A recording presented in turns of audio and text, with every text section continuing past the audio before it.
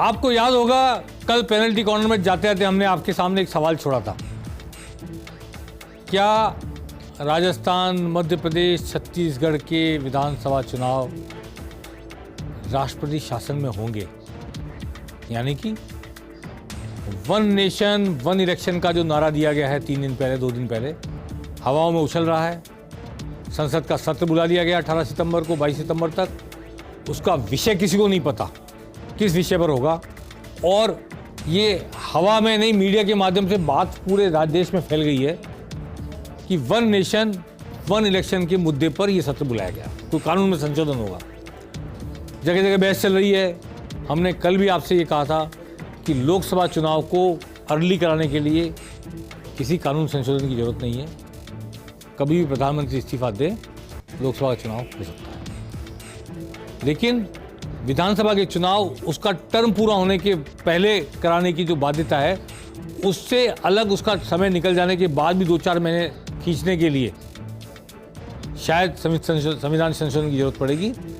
5 साल टर्म है आर्टिकल 172 में, तो 5 साल की विधानसभा की जो टर्म है उसको या तो एक्सटेंड करने की पावर, या उसमें कैसे बिना आपातकाल लगाए कैसे राष्ट्रपति शासन लगाकर चुनाव कराया जा सकता है लोकसभा चुनाव के साथ कराने के नाम पर। कि लोकसभा चुनाव फरवरी में करा रहे हैं, फरवरी में राजस्थान विधानसभा के, मध्य प्रदेश विधानसभा, छत्तीसगढ़ विधानसभा चुनाव करा, तेलंगाना करा रहे हैं। ये वन नेशन वन इलेक्शन की डॉक्ट्रिन के आधार पर ये हवा में बात है। और संसद का सत्र इसलिए बुलाया गया या नहीं बुलाया गया, ये बात तब पता लगी जब बिजनेस एडवाइजरी कमेटी में विषय रखे जाएंगे, किन विषयों पर चर्चा के लिए बुलाया गया, तब पता लगेगा कि वास्तविक मुद्दा क्या है। हवा में कई बातें हैं। महिला आरक्षण 1/3 लोकसभा सीटों पर, विधानसभा सीटों पर, ये भी एक विषय हो सकता है।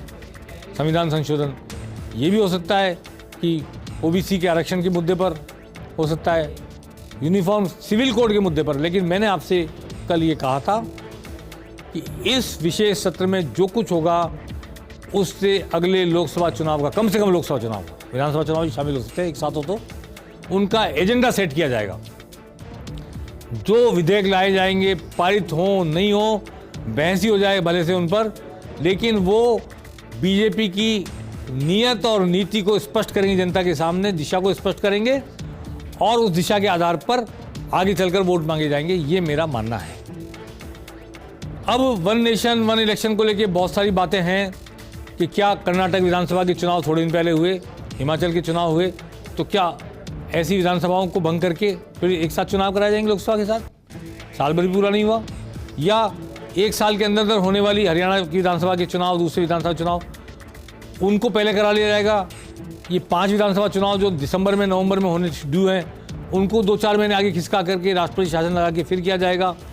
ये बहुत सारे सवाल हैं। और सवाल ये भी है, एक बार आप चुनाव करा रहे, लोग कह रहे हैं सब लोग, 52 में, 57 में, 62 में, 67 में वन नेशन वन इलेक्शन अपने आप सतही लागू था। बाद में जैसे जैसे 69 में विधानसभाएं टूटने लगी, समिति सरकारें आई, अविश्वास प्रस्ताव से गिरी, उसके बाद से लगातार विधानसभा चुनाव मध्यावधि शुरू होने लगे, और फिर बाद में कई बार लोकसभा भी भंग हुई और लोकसभा के मध्यावधि चुनाव भी हुए। इमरजेंसी बाद 77 में, फिर 80 में, बहुत सारे ये एविडेंसेज हैं। चुनाव करा भी लो आप एक साथ, तो क्या आप विधानसभा को भंग होने से रोक सकोगे? और भंग होने के बाद उसके टर्म पूरा होने तक क्या राष्ट्रपति शासन लगाओगे? 2 साल हो, 2.5 साल हो, 3 साल हो, तो एक बात। और संसद में ऐसा हो जाए, लोकसभा में त्रिशंकु लोकसभा और सरकार गिर जाए, तो क्या करेंगे? तो क्या लोकसभा के चुनाव कराने के पूरे देश में विधानसभा के चुनाव कराएंगे? बहुत सारी पेचीदगियां हैं। संविधान संशोधन होगा, क्या उसके लिए राज्य की मंजूरी जरूरी होगी नहीं होगी? और जैसा कि अभी कहा गया डिबेट में कि केशवानंद भारती के केस में ये तय कर दिया गया कि संविधान के बेसिक स्ट्रक्चर को नहीं छेड़ा जा सकता। अब क्या ये बेसिक स्ट्रक्चर में है? क्योंकि बेसिक स्ट्रक्चर में कुछ छेड़ना मैं भी नहीं मानता इसको, क्योंकि वन नेशन वन इलेक्शन तो था ही 62 में, 67 में, 57 में, 52 में। इसलिए ये कोई ऐसी बात नहीं है जिसको करने के लिए हम बेसिक स्ट्रक्चर छेड़ें। बेसिक स्ट्रक्चर ये विधानसभाओं का कार्यकाल बढ़ाया जाना। इंदिरा गांधी ने बढ़ाया था लोकसभा का कार्यकाल, और 6 साल किया था, लेकिन बाद में वो गिर गया। तो ये सारी बातें अब हवा में हैं, बहस में हैं। मुंबई में इंडिया की जो बैठक हुई है INDIA की, गठबंधन की, उसने इसका विरोध किया है। पूरा विपक्षी दल एकजुट होकर इसका विरोध करेगा। इसमें बीजेपी को सबसे बड़ा फायदा ये होने वाला है, सबसे बड़ा फायदा। एक फायदा, मोदी के नाम पर विधानसभा में वोट मांगने पर जोर आ सकता था, वो जोर नहीं आएगा, क्योंकि लोकसभा के लिए वोट मांगेंगे तो विधानसभा के लिए स्वतः वोट पड़ेंगे। एक बात। दूसरा फायदा, स्टेट लीडरशिप की डिमांड नहीं कर सकता कोई भी कि स्टेट लीडरशिप का चेहरा बताओ, क्योंकि पूरे नेशन में एक साथ चुनाव हो रहा है। नंबर 3 बात, जो INDIA है, विपक्षी दलों का संगठन, वो इसी बात पर बिखर जाएगा अगर लोकसभा के चुनाव विधानसभा के साथ हुए। CPM, CPI ममता बनर्जी के साथ और कांग्रेस के साथ रह पाएंगी क्या बंगाल में? वो कहते हैं लोकसभा चुनाव साथ लड़ेंगे, पर विधानसभा चुनाव साथ हो जाए बिखर जाएंगे। तो यही बात कश्मीर की कह रहा था मैं पहले भी कि उमर अब्दुल्ला और महबूबा मुफ्ती क्या साथ रह पाएंगे कांग्रेस के? कैसे बांटेंगे विधानसभा की सीटें? लोकसभा चुनाव साथ लड़ने की बात करते करते विधानसभा चुनाव साथ हो जाए बिखर जाएंगे। तो ऐसी बहुत सी बातें हैं जिनकी वजह से, केरल की बात ले लें, कांग्रेस और कम्युनिस्ट आमने सामने हैं, जैसे विधानसभा चुनाव होगा लोकसभा चुनाव साथ लड़ ही नहीं सकते। तो ये गठबंधन भी बिखर जाएगा अगर विधानसभा चुनाव एक साथ पूरे देश में लोकसभा चुनाव के साथ होते हैं तो। और केवल उन्हीं राज्यों में होते हैं जिन राज्यों में चुनाव होने हैं, तो इन राज्यों में भी बीजेपी को फायदा है कि 2-3 महीने आगे खिसका के चुनाव कराएं, तो नेशनल इश्यूज पर भी विधानसभा में वोट पड़ सकते हैं, नेशनल लीडरशिप के नाम पर भी पड़ सकते हैं, और राज्यपाल का शासन, राष्ट्रपति शासन लग जाए तो जो राज्य सरकारों ने काम किए हैं कांग्रेस की, उनको भी धोया जा सकता है। ये सारी बातें मैं आपके सामने रखना चाहता हूँ। अभी आज बहुत सारी बातें इसमें सामने आई है। पूर्व राष्ट्रपति कोविंद की अध्यक्षता में एक कमेटी बनाई गई है इसके लिए। ये भारत के राजनीतिक इतिहास में मेरी समझ में पहला मौका है जब किसी पूर्व राष्ट्रपति को कोई काम सौंपा गया है देश के लिए, कोई सुझाव देने का, कोई निर्णय करने का या कोई रास्ता दिखाने का काम। पूर्व राष्ट्रपति रह चुके व्यक्ति को सामान्यतः किसी कमेटी का कभी कुछ नहीं बनाया जाता, मेरी जहाँ तक जानकारी है। मैंने 45 साल में अपने पत्रकारिता के कार्यकाल में कभी ये देखा नहीं है होते हुए, ऐसा पहली बार हुआ है। ये बहुत ही अप्रत्याशित कदम है, लेकिन इतने हाई लेवल पर कमेटी बनाने का मतलब ये कि उसको फिर नकारना आसान नहीं होगा लोगों के लिए, और ये पाक साफ नीयत जाहिर होगी। देखो, हमने देश के राष्ट्रपति रहे व्यक्ति की नेतृत्व में कमेटी बनाई थी, तो ये बहुत सारे मायने हैं। और जहाँ तक संविधान संशोधन की बात है, क्या इसके लिए राज्यों की सहमति जरूरी होगी, नहीं होगी? पर्टिकुलर कुछ केसेस में राज्यों की सहमति जरूरी होती है, कुछ केसेस में नहीं होती।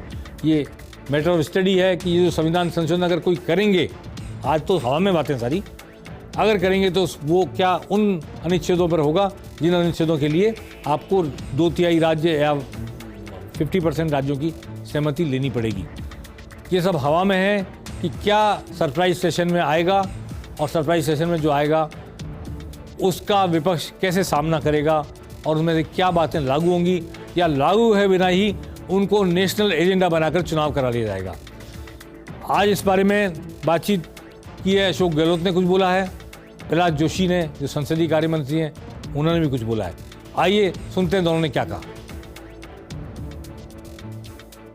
67 तक जो है यही था, 1 नेशन 1 इलेक्शन था, स्टेट इलेक्शन था 67 तक। उसके बाद में कई बार पार्लियामेंट भंग हो गई, एक बार राज्य सरकारें भंग हो गई या बदल गई, तो वो अलग अलग होने लगे चुनाव। उसके बाद में मैं समझता हूँ कि इलेक्शन कमीशन ऑफ इंडिया, चुनाव आयोग ने भी और लॉ कमीशन ने भी और पार्लियामेंट्री कमेटियों ने भी कई बार प्रस्ताव दिए, सुझाव दिए हैं। ये बहस का विषय बना हुआ है देश के अंदर। अब ये राजनीति क्या खेल खेलना चाहते हैं ये तो मालूम पड़ेगा टाइम आने पर। आज जो बनाई कमेटी उन्होंने कोविंद साहब के नेतृत्व में अध्यक्षता बनाई है राष्ट्रपति जी के, ऐसे में पढ़ रहा था सोशल मीडिया के अंदर, बनाई कमेटी, तो कमेटी बनाई है। अब उनको चुनाव जीतना ये इनके प्रकरण है। मोदी जी तो घबरा गए हैं, इनकी गवर्नमेंट तो घबरा गई है। इस बार जो है इंडिया नाम का जो गठबंधन हुआ है वो तो स्ट्रॉन्ग बन गया है कि ये जान के आगे आने वाले 24 के अंदर भी चुनाव नहीं जीत पाएंगे। अभी तो कमेटी रचा है, इतना घबराने का क्या जरूरत है? अभी तो कमेटी रचाया गया है। कमेटी रचाने के बाद इसका कमेटी का रिपोर्ट आएगा, कमेटी का रिपोर्ट पब्लिक डोमेन में चर्चा होगा। अगर पार्लियामेंट में जब आता है, पार्लियामेंट में चर्चा होगा। पार्लियामेंट प्रबुद्ध है, भारत देश का प्रजाप्रभुत्व एकदम मैच्योर्ड है, प्रबुद्ध प्रजाप्रभुत्व है, उसमें चर्चा होगा। इतना घबराने का क्या बात है? हम दुनिया के बहुत बड़ा प्रजाप्रभुत्व, we are the largest democracy of the world, और इसके साथ ही साथ हम बहुत पुराना डेमोक्रेसी है। India is called as the mother of democracy. ये मदर ऑफ डेमोक्रेसी में बहुत बार ऐसे, ये तो एवोल्यूशन है। ये डेमोक्रेसी, जहां मैं कर्नाटक से आता हूं, कर्नाटक से 12th सेंचुरी में डेमोक्रेसी था। ऐसे भारत के कई प्रदेशों में democracy 12th century, 11th century, 8th century से डेमोक्रेसी है। ये डेमोक्रेसी भारत में एक एवोल्यूशन है। ये एवोल्यूशन में अभी नया नया जो विषय आता है देश के हित में, उसका तो चर्चा तो करना चाहिए। तो चर्चा करने के लिए कमेटी रचा दिया गया है। कमेटी रचा दिया गया है चर्चा के लिए। प्रहलाद जोशी, संसदीय कार्य मंत्री, जो संसद में रखे गए सब विषयों पर सरकार की तरफ से उसे पारित कराने के लिए, उसके लिए एक वातावरण बनाने के लिए जिम्मेदार हैं, वो आज ये बात कह रहे हैं। अब मेरा मानना ये है कि ये विषय हवा में मीडिया ने उछाल कर खड़ा कर दिया है, पर 2-3 दूसरे मुद्दे इस विषय सत्र में लाए जाएंगे और विपक्ष हवा में बल्लेबाजी करता रह जाएगा और दूसरी बातें पास हो जाएंगी, उनसे लोकसभा चुनाव का एजेंडा सेट होगा, ऐसा मेरा मानना है पॉलिटिकली। अब संविधान संशोधन होगा, कैसे पारित होगा, कैसे एक साथ चुनाव होंगे, उसके क्या रिपरकेशन होंगे और उसका क्या इंटेंशन है, ये सब बातें हम बहस कर चुके हैं।